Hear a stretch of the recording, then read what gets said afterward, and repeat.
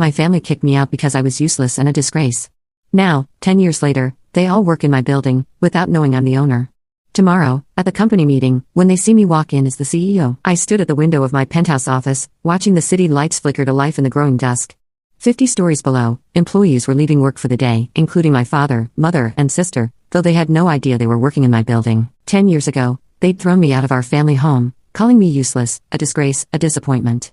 Now, they worked for my company, Nova Technologies, without knowing I was the founder and CEO. The irony wasn't lost on me. "Miss Parker," my assistant Sarah's voice came through the intercom, "everything's set for tomorrow's company-wide meeting. Are you sure about this?" I smiled, touching the glass. "Yes." It's time they knew. The night they kicked me out was burned into my memory. I was 22, fresh out of college with a degree in computer science, not the law degree they'd wanted me to pursue. "What kind of career can you have with computers?" My father had sneered. "Real success comes from connections. Prestige." My sister Diane was the golden child, top of her class at law school, engaged to a senator's son. Everything they'd wanted in a daughter.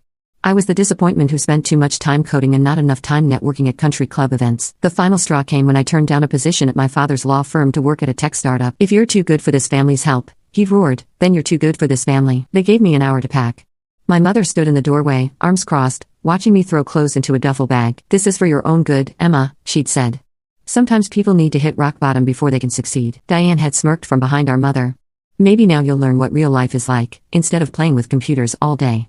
I left with $200 in my pocket, a laptop, and an idea that would change everything. The startup I joined was working on revolutionary AI technology, but their management was a mess. Within 6 months, they were on the verge of bankruptcy. That's when I saw my opportunity. I approached venture capitalists with a plan to buy the company and restructure it.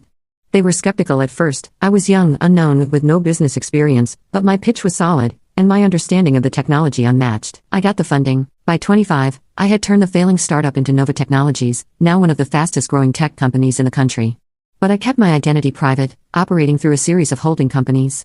The public face of Nova was our COO, while I worked behind the scenes. 3 years ago, Nova bought the downtown office building where my father's law firm was struggling to pay rent. Instead of evicting them, I had my HR department offer them positions. My father became our legal counsel. My mother joined as an office manager. Diane, whose prestigious law career had stalled, took a position in our contracts department. I watched them through the building's security cameras sometimes. My father, his hair now more gray than black, hustling through the lobby each morning. My mother, organizing office parties, trying to network her way up the corporate ladder. Diane. Her designer suits were a little less pristine these days, always looking slightly desperate to prove herself. They loved working at Nova. I heard them bragging about it at family events I wasn't invited to.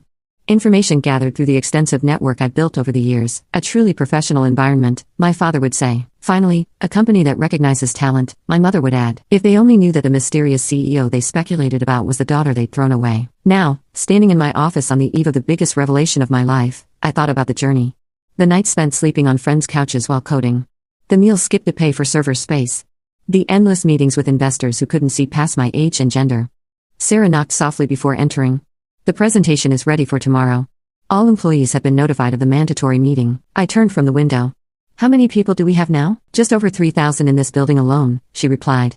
"Your family is scheduled to be in the front row." I nodded, picking up a framed photo from my desk, the only personal item in my minimalist office. It showed a much younger me at my college graduation, before everything fell apart. I was smiling, unaware that within months, my family would disown me. "Miss Parker," Sarah's voice was gentle. "Are you having second thoughts?" I set the photo down. "No. They need to know who they've been working for, who they threw away." The company meeting tomorrow wasn't just about revealing my identity. We were announcing Nova's latest innovation, an AI system that would revolutionize legal research. The irony was perfect. The daughter they dismissed as useless had created something that would transform their precious legal profession. My phone buzzed, an email from my father, sent to his department head. "Looking forward to finally meeting the CEO tomorrow. I have some suggestions about restructuring the legal department." I smiled. He still thought he knew best, still believed his connections and traditional approach were the key to success. Tomorrow would change everything. Sarah handed me a folder. "Your speech for tomorrow, though I suspect you won't need it." 10 years, I mused, taking the folder. 10 years of building this company, of watching them work here without knowing. Tomorrow they'll finally understand what they threw away. But as I looked out over the city again, I realized, this wasn't about revenge. It was about showing them. Showing everyone that success doesn't always look the way they expect. Sometimes it comes from the person they least expect, the one they underestimated. The one they called useless. "Sarah," I called as she reached the door, "make sure the security team is ready. Tomorrow might get emotional." She nodded, understanding. We both knew that when my family realized who really owned Nova Technologies, who really signed their paychecks, who really controlled their futures, the reaction would be explosive. But I was ready. I hadn't built an empire by being afraid of confrontation. Tomorrow, the daughter they'd thrown away would show them exactly what useless looked like. The company auditorium was packed. 3,000 employees filled every seat. Now you can watch the second part by pressing share and more.